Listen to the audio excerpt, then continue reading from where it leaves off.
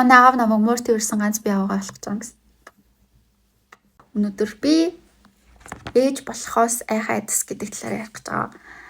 Тэгээд энэ дээр миний одоогийн аав ээж дүү нартай маань холбоотой төвүүд гарна. Миний ирээдүйн босгох амьдралын бас төлөвлөгөөнүүд гарна. Тийм болохоор надтай relate хийх хүмүүс байгаасаа гэж хүсэж байна. Тэгээ ер нь би анх YouTube эхлүүлсэн хамгийн гол шалтгаан нь илүү өөрийнхөө мэдрэмжийг ярьж өөрөө тайвшрах хүсэлтэй байгаа. Хоёрдугаар надад төстэй хүмүүс байдаг бол өөртөө бас reflect хийгээсэй гэдэг үүднээс ер нь YouTube хийж байгаа. Өөртөө хань хайхаас гадна та нарт тань болоосэй гэж бодож байна.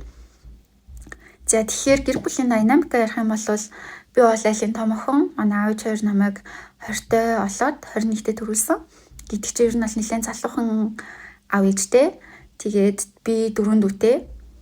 Тэгээд ерөнхийдөө бол 4 дүүгээ бараг хамт өсгөлдсөн. Хоолндоо идэг, гэрээ ажиллаа бүгдийг хийдэг, дүнрээ усанд оруулдаг байсан. Тэрийг бол би тэгтээ жоохон яал гэж хардаг байсан ч гэсэн одоо бол яг дүнэртэй амар хартай. Тэгээд манайх бол маш энгийнээс энгийн гэр бүл. Аав яг жоохон уламжлалт гэж хэлж болно. Аав бол нэлийн санхүүгээ илүү хариуцдаг. Гэр бүлээ ингэж provide хийдэг. Ээж болохоор яг бүх арай ажлаа хүүхдүүдэд илүү хариуцдаг. Тийм гэр бүл байгаа. Тэгээд яг айлын том охины хувьар би ингээд аав ээж хоёрынхоо харьцааг ч юм уу ээжийнхээ мэдэрч байгаа зүйлийг хамгийн ойроос харж өссөн. Тэр утгаараа ээжигээ хайрлах мэдрэмж бол томрох тусам ихсэж байгаа. Гэхдээ жоохон багтаа би ээжийг шулуун гэж боддог гэсэн. Тэгэхгүй яг жинхнээсээ ингээд уурлж загнах болгонд нь ерөөсөй ойлгохгүй штэ жоохон хүүхдийн зүгээс ингээд үгүй ээж л болохгүй байх гэж хардаг байсан болохоор ингээд зургийн дэвтэр дээр ээжийг зураал ээж шулуун молон гэж ярьдаг бичтгэл байсан. Гэтэ ингээд томрох тусам ээжтэй амар хайртай болт юм байна. Хүүхэд ялангуяа ээжийнхээ яг үнцгийг ойлгож ирдэг болохоор. За тэгээд манай аав хоёрын хувьд бол мэдээж бусдын айлуудын л адилхан хэрүүл уруулж байна, жаргалтай уйдж байна. Гэхдээ яг нэг ялгаа нь ээж илүү юу гэх юм олон хүүхэдтэй болсон болохоор тэрэндээ нэг юм стресстэй үеүүдтэй над руу илүү гаргадаг байсан гэх юм уу. Мэдээж манай Монгол ээжнэрийн нэг тийм зам байдаг шүү дээ. Хүүхдүүдтэй стрессээ гаргачих гаддаг. Тэгээ би яг тэрийг нь жоохон хүүхд болохоор нэг ойлгохгүй. Би л болтгоо маань. Манай ээж надаас олоо зовоод байгаа юм байна. Ээж надад хайрхан болов гэдэг мэдрэмж авч өссөн. Гэхдээ мэдээж тэр бол худлаа штэ. Хаяал нэг загнуулна. Тэрнүүхээс би нэг тийм амар зодуулж модуулдаг ч юм уу сүртэй загнуулдаг хүүхд бол мэдээж байгаагүй. Тим гэр бүлүүдийн хажууд би зовсон гэж хэлж чадахгүй ч гэсэн тодорхой хэмжээнд ээжийнхээ зовлонг ойлгож нөгөө талаасаа өөртөө бас гомдож явдаг гэсэн баггүй юу. Тэгээд баг нас маань ингээд өнгөрсний араас болохоор би 18 хүрээд анх удаа ээжтэй яг шууд ээжтэйгээ ярилцаж эхэлсэн баггүй юу. Би найзлуутай болсон. Тэгээд ээжтэй шууд за ээжээ би найзлуутай болсон. Одоо ингээд спойл тавуулмаар байна. Би эмэгтэй хүн болчлоо гэдгээ бол шууд хэлсэн. Тэгээд миний анхны найзлаа байсан болохоор ээж ч гэсэн за одоо ингээд эмэгтэй хүний зовлон хэллээ те. Гэт би ер нь л ээжтэйгээ хамт эмэгтэйчүүд имлэг ордог болсон. Ээж намайг яг тэр цагаас эхлээд бас арай том хүн гэдэг нэрээр хардаг болсон юм болоо гэж боддог. Нэг талаасаа ээж намайг миний төрүүлсэн жоохон охин гэж харахаа болоод би бас ээжигээ намайг өсгөх ёстой том хүн гэж харахаа болоод зүгээр л хоёлаа насанд хүрсэн эмэгтэй хүн гэдэг утгаараа бид хоёр аягүй их ярилцдаг болсон байхгүй юу. Тэгээ хамгийн сүүлд яг саяхан намайг 23 хүрсэн ч хэл гэсэн үг шүү дээ. Бид хоёр одоо юу гэдэг манай ээжийн өссөн орчин миний багтаа мэдэрдэг байсан мэдрэмж гэдэг ч юм уу тэр болгоныг анх удаа хоёулахнаа ярилцаад явж үзсэн. Зөндөө их emotional зөндөө их уйлмар тийм үеуд гарч исэн. Яг манай аав хоёр угаасаа яг хэлжсэн одоо ингэж хэлсэнчлэн зүгээр л энгийн Монгол аав ээж учраас тийм амар affectionate би чамайг ойлгож байна би чамд хайртай гэдэг ч юм уу тийм юм үгээрээ үйлдэлээр ерөөсөө илэрхийлдэггүй төрлийн хүмүүс жоохон хаалттай. Тэгээд тийм байжгаад том болсны дараа ээжтэйгээ ярилцаж суугаад ялангуяа мэдрэмжийг нь сонсно гэдэг амар өөр experience байт юм лээ. Тэгээд тэр тэгж ярьснаас эхлээд би ер нь илүү боддог болсон юм нь манай аав хоёр ч гэсэн надтай адилхан яг анх удаа амьдарч байгаа дүнжил 20 настайдаа гэр бүл бүтээгээд айгүй их том хариуцлагыг үүрээд явж байгаа зүгээр л залуу хүмүүс юм биш те. Энэ хоёр надаас илүү мундаг, надаас илүү лаг ойлгодог эсвэл миний өмнөөс хариуцлага хүлээх яг үнэндээ тийм ч амар шаардлагагүй байна гэдгийг бүтэн 23 жил амьдарсны эцэст анх удаа ойлгож байгаа байхгүй юу. Тэрнээс өмнө би ингээл бүх юмд аав ээж хоёр ялтай юм шиг аав ээж хоёроос нэг хил хатуутай юм шиг амьдардаг байсан байгаа юм шиг надад бас нэгддэг. Тэгэл загнангууд нь бараг л ингэж мэддэг аш бол мэдээж байсан шүү дээ. Тэнгүүт одоо аав ээж хоёртой би өөрөө том болоод ярилцдаг болсноос хойш энэ хоёрт бас ярилцах хэрэгцээ өндөр байсан юм байна. Яриад эхлэхээр бит хоёрын нэг ойлгох юм байна. Ээж ч намайг хүн гэдэг утгаар нь бас ойлгох юм байна гэдэг мэдрэмж илүү их орж ирсэн. Тэгээд би аав ээж хоёрыг уучлсан. Тэр хоёр ч гэсэн надад яаж мэдрүүлж ирсэн бэ гэдгээ яриад эхлэхээр илүү ойлгож ирсэн гэж бодож байна. Тэгээ угаасаа би ингээд анхны туршилтын хүүхд болохоор тэр хоёр над дээр жоохон туршсан хөө гэхгүй. Одоо бол баг дүү мөөг бол их л наандад цантай үздэг болсон юм шиг санагдаад шүү дээ. 5-5 хүүхд төрүүлчихэд угаасаа суралцаад явж байгаа илүү гэхгүй. Тэгээд яг би аавч хоёрынхоо хувийн асуудлуудыг энд юусэн ярих гаагүй шүү. Зүгээр л ер нь аль миний хувийн мэдрэмж ямар байсан бэ гэдэг талаас би энд ярих гэж байгаа. Тэгээ уучлаарай аавч хоёр хэрэг үзчихвэл би ерөөсөө та хоёрыг ямар ч буруутгах юм байхгүй. Би та хоёрт үнэхээр хайртай. Тэгээд намайг төрүүлсэн, намайг хөрхөн дөрөв дүтээ болгосон. Тэгээд одоо хүртэл ерөөсөө манай гэр бүл элэг бүтнээрээ тэгээд аз жаргалтай амьдарч байгаад би амар баяртай байдаг шүү. Хаяа нэг гомдож мухаа үг хэлжсэн та хоёроос өштэй юм шиг ашиглажсэн үед байвал уучлаарай гэж хэлмээр байдаг. За тэгээд яг би тэгтээ ер нь бол тустай амьдраад амьдарч байгаа байхгүй юу? Манай гэрийнхэн хөлөө байдаг учраас би аав ээж хоёроосоо тустай амьдраад удаж байгаа болохоор илүү хурдан мачур болсон мах, илүү хурдан бие даагаад яг ингэж ярилцах төвшний харьцаатай хിവэрэ байгаах магадгүй хамт амьдралтай хിവэрэ байсан бол өдөр тутмын стресс гэдэг ч юм уу өдөр тутмын харилцаа хിвэрэ байх байсан болохоор арай удаан энэ юм маань develop хийх байсан болов. За тэгээд ер нь бол одоо ингээд би бүхэл бүтэн 23 жилийн дараа эднэрийг ойлгосны араас юу гэж боддог вэ гэхээр гэр бүл төлөвлөлт гэдэг чинь хамгийн чухал юм байна гэж боддог байсан. Тэгээ миний энэ нөгөө нэг аав ээжигээ хайртлах хайр маань буцаагаад миний гэр бүлтэй болох айдсын хамгийн том шалтгаан яг хүнийг хэлэхэд би өөрөө хувь хүнийхээ хувьд төлөвшөж дуусаагүй, би өөрөө дутуу байгаа үедээ ялангуяа гэр бүлтэй болчих юм бол яг тийм дутуугаараа хайрлах юм байна гэж надад одоо мэдрэгддэг. Яг үнийг хэлэхэд би ингээд санхүүгийн хувьд ч юм уу, сэтгэл санааны хувьд ч юм уу, stable төвшөндөө очиагүй байгаа үедээ нөхөртэй, хүүхэдтэй одоо юу гэдгийг гэр бүлтэй болчих юм бол тэр нөгөө дутуу мэдрэмж маань илүү байгаад хамгаалаад би тэр хүмүүст ч гэсэн эргэн тойрны хүмүүстэй ч гэсэн хангалттай бүрэн дүүрэн халамж харийг үзүүлж чадахгүй юм байна гэж надад одоо мэдрэгддэг. Сурсан юм нь бол тийм байгаа. Тэгээд яг одоо Монголын нийгэмд аягүй их тийм асуудал байдаг штэ. Хүүхдтэй болчоор хүссэн үсээгүй хариуцлага хүлээн, хүссэн үсээгүй гэр бүл болно. Тэгээд яг тэрийгэ үүрээд амьдр гэдэг сэтгэл аягүй их байдаг. Тэнгүүд миний зүгээс одоо юу гэж хардаг вэ гэхээр уучлаарай би яг одоогийн төвшөнд бол хин нэгэн хүний өмнө бүтэн амьдралынх нь хуваалцаж амьдрах, буцаагаад хин нэгэн хүнийг өөрөөсөө төрүүлж бас тэр хүний өмнө хариуцлага хүлээх хэмжээнд би бүрэн төлөвшөж дуусаагүй байгаа.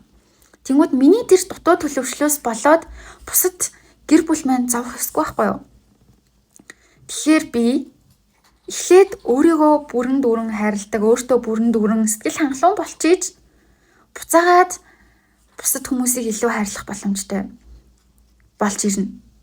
Тэгэхээр одоо би санхүүгийн хувьд ч гэсэн хүмүүжил хандлага төлөвшлийн хувьд ч гэсэн өөрийнхөө өвчрийг олдог болох хэрэгтэй байгаа. Сая одоо ингээд YouTube дээр ярьж байгаа жил надад зөндөө олон хувийн асуудлууд байгаа. Би ингээд доктор гүзэн хандлага гэдэг ч юм уу надад ингээд гаргадаг асуудлууд зөндөө байгаа. Тэгэхээр би тэр болгоныгоо шийдээгүй байжээж ямар хэрэгтэй гэж яг үндэ гэр бүлтэй болох юм бэ гэж би бол өөрийгөө одоо боддог. Гэтэ би энүүгээрээ одоо гэр бүлтэй хүүхэдтэй болцсон байгаа эмэгтэйчүүд найзуудыгаа бол бурдахгүй. Хүн болгоны динамик өөр, хүн болгоны өссөн орчин өөр. Одоо байгаа гэр бүлүүд нь шал өөр. Тэгэхээр би бол тэр хүмүүсийн хувьд ч гэсэн амьдралын зөв шийдвэр байсан байгаа. Хүүхэд нь хамгийн гоё үйл явдал нь байсан байж болно. Зүгээр л одоо миний хувьд бол би арай болоогүй. Би надаас болоод хин нэг зовоох эсвэл хангалттай бишээр амьдруулж яг үндэ хариуцлага хүлээж чадахгүй. Хин нэгэнтэй гэрлээд эсвэл хин нэгэн хүүхдийг төрүүлчихэд мимна чайнахан ширгийг нан гого хийж штэ. Оо юу ярьчлаа гэхгүй. За. Би ингээд хангалттай сурч өгч чадаагүй, би хангалттай карьераа босгож чадаагүй, би ингээд хангалттай олон газар үзэж аялж чадаагүй гэдэг нэг юм шуналмайн дардаагүй байжээч хин нэгэн хүний эхнэр эсвэл хин нэгэн хүний ээж болчих юм бол тэр нөгөө харамсал маань хിവэрэ байгаад байна штэ. Тэгэхээр би чамаас болоод би ийм дутуу амьдарч байна гэдэг мэдрэмжийг би өөртөө ч төрүүлж зовмооргүй, эргэн тойрны тэр гэр бүлтэй ч мэдрүүлмээргүй байгаа болохоор миний шийдвэр бол би одоогоор ээж болохын үндэ чадваргүй байгаа. Магадгүй ирээдүйд болохоос ч гэсэн би бол амар хайдаг.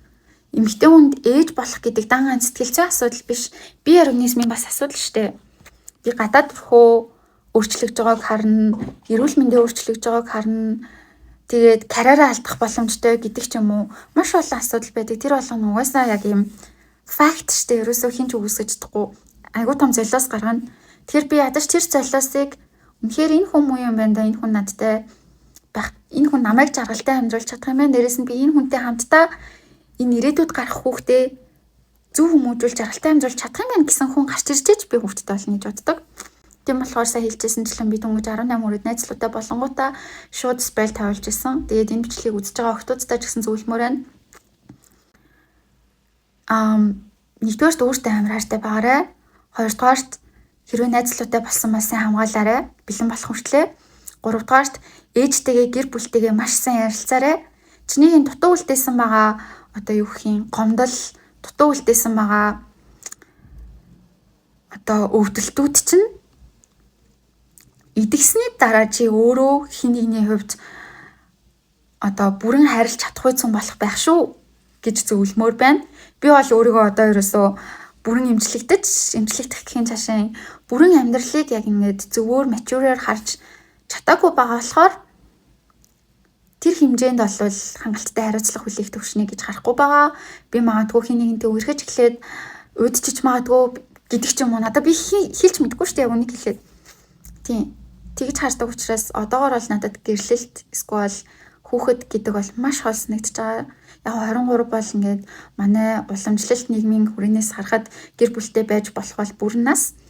Гэтэ миний сэтгэл зүйн онцлог, миний хүмүүжил одоо юу гэдгийг миний төлөвшлөөс харахад би бол бэлэн болоогүй. Хин нэгэн хүн 19 дүйдөөч болох бол боломжтой. Би тэрийг үгүйсгэж чадахгүй. Тэр хүмүүсийн амьдрал өөрсдийнх нь шийдвэр. Миний амьдрал бол миний шийдвэр, миний бие юу гэдгийг би өөрөө энийг захиран удирдах шаардлагатай. Би хариуцлага хүлээх шаардлагатай. Тийм. Ийм л энэ да. Тэгээд ер нь бол энэ сэдв бүх эмэгтэйчүүдийн хувьд related байх болов уу гэж бодож байна. Гэхдээ мэдээж одоо манай найзууд дунд гэхэд өөрөө хортоодоо хүсээд хүүхдтэй болсон найз мэнж байгаа. Бүр хэмжлэгээ хэлээд нөхөртөөгөө ярилцаад болсон найзууд байгаа. Тэнгүүд би эсэргээрээ одоо дахиад сурч хөгжөөд явна гэдэг шийдвэрч гаргаж байгаа. Тэр хүн болгоны хувьд энэ шийдвэр бол бүгдээрээ өөр байх угаасаа аргагүй байх ч ёстой.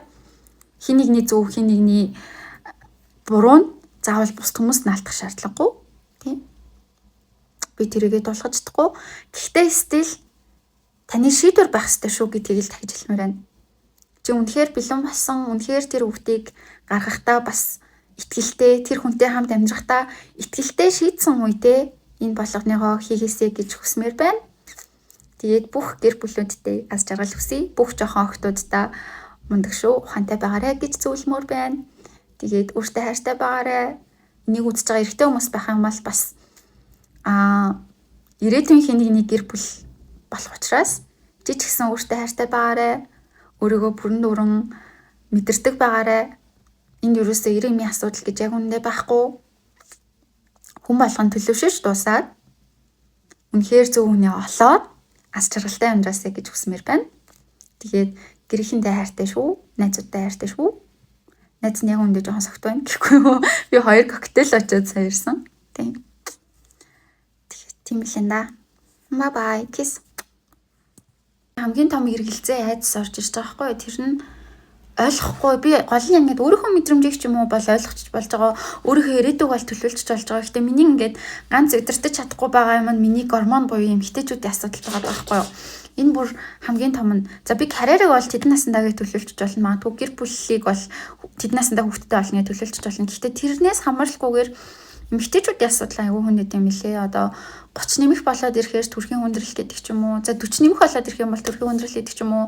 30 нэмэх болоод ирэх юм бол гормоны асуудал гэдэг ч юм уу.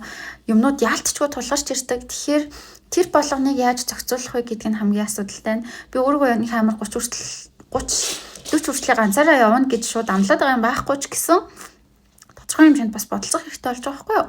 Тэгэхээр ингээд биологийн насаараа 35-аас өмнө эхлээд төрөх ёстой байна гэдэг ч юм уу амар олон асуудлууд гарч ирж байгаа. Тэгээ би энийг одоо хүртэл яг яаж зохицуулах ёстой юм бэ гэдгийг бол үнэхээр ойлгоогүй байна. Гэтэ яг үнэхээр тэрнээс өмнө зөв хүн гарч ирээд гэр бүлтэй болъё гэж шийдвэл тэрлээз. Гэхдээ стил яг болохгүй ч байх яг үнийг хэлээд магадaltaй шүү дээ. Би tweet аав ээж хоёроо ингэ хэлсэн баг гэдэг. Who knows. Тийм болохоор яг энэ карьер төлөвлөлт, гэр бүл төлөвлөлт, эрүүл мэнд бүгдийг нь зохицолтойг нь олно гэдэг чинь хамгийн эмэгтэй хүний хувьд төвөгтэй асуудал. Дээрээс нь хамгийн том хариуцлага юм байна даа л гэж боддог болсон доо.